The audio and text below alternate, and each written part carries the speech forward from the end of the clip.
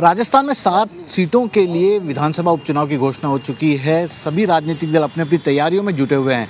नेता प्रतिपक्ष टीकाराम जूली हमारे साथ हैं, हम उन्हीं से बातचीत करते हैं। सर, कितनी अहमियत है इस इलेक्शन की आपके लिए, क्योंकि नई सरकार को राजस्थान में आए करीब 8 से 9 महीना हो चुका है। कई मुद्दों पर आपने घेरने की कोशिश की है, उस माहौल में ये इलेक्शन देखिए बहुत अहमियत रखता है। चुनाव कोई भी हो, छोटा हो बड़ा हो, कम सीटों का हो अधिक का हो, चुनाव तो चुनाव ही होता है। हमारे लिए बड़ी अहमियत है और हम सभी जगह पे चुनाव जीतेंगे। हमारी तैयारियां पूरी हैं और इससे पहले भी जो उपचुनाव हुआ, जो इन्होंने अग्निवीर मंत्री जो बनाया था, वो भी हमने इस सरकार से लड़के चुनाव को जीता था। जनता ने हमारे पक्ष में मतदान किया और वही स्थिति इस चुनाव के अंदर रहेगी। बड़ी तैयारियां हम लोगों ने कर रखी है निचले स्तर तक, और बाकी तो राजस्थान की जनता है। हरियाणा का चुनाव का नतीजा हमने देखा था, बहुत ज़्यादा निराशा करने वाला। क्या उसका असर यहाँ के कार्यकर्ताओं के मनोबल पर भी कहीं ना कहीं नज़र आ रहा है? ये बीजेपी इस प्रकार के एक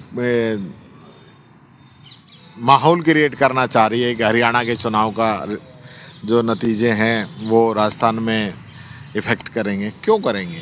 राजस्थान में राजस्थान की सरकार है, क्या काम कर रही है? राजस्थान में राजस्थान की कांग्रेस है, किस प्रकार से तैयारी कर रही है? तो उस चीज़ का कोई असर आने वाला यहाँ पे नहीं है। बीजेपी पिटी हुई है, लगातार पिटती जा रही है।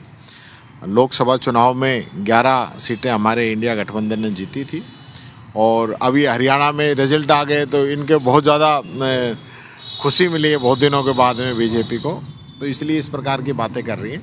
बाकी मैं कहना चाहूँगा कि हमारी तैयारी पूरी है और इनका जो 10 महीने का कुशासन है, कोई काम यहाँ पे हुआ नहीं है सिवाय पिछली सरकार की योजनाओं को बंद कर दो, पिछली सरकार के जो निर्णय हुए हैं उन पे जांच बैठा दो। इसके अलावा तो कोई मतलब है नहीं। धरातल पे बीजेपी ने कुछ किया नहीं है।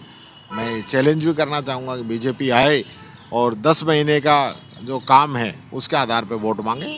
आप तो नेता प्रतिपक्ष भी हैं, 7 में से 6 सीटें इंडिया गठबंधन के पास है।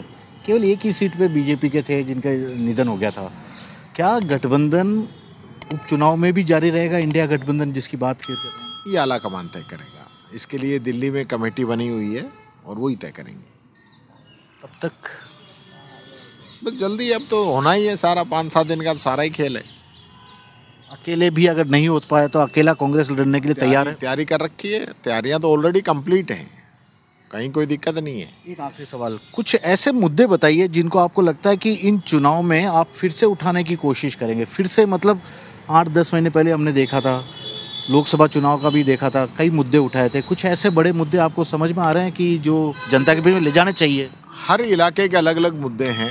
जिस प्रकार से झुंझुनू में यमुना के पानी की बात है, अलवर के अंदर ईआरसीपी की बात है, दौसा और देवली में ईआरसीपी की बात है, वहाँ आदिवासी इलाके के अंदर ये जिस प्रकार से आदिवासियों की ज़मीन छीन रहे हैं, वो सारे मुद्दे हैं।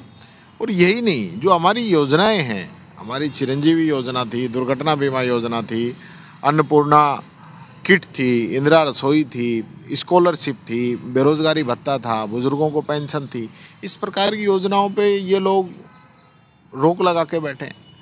युवाओं को रोज़गार की बड़ी बात थी, 2 करोड़ युवाओं की रोज़गार देने की बात बड़े सरदार करते थे, लेकिन आज तक तो 2 करोड़ में जो भी राजस्थान का हिस्सा आता होगा, 10 साल में 20 करोड़ नौकरी बनती हैं। 20 करोड़ में कितनी राजस्थान को मिलेंगी, ये तो जवाब इनको देना पड़ेगा। इसी प्रकार सब यहाँ वाले कह रहे हैं कि हम 4 लाख देंगे। 4 लाख तो पद ही खाली नहीं है, कहाँ से दे दोगे आप?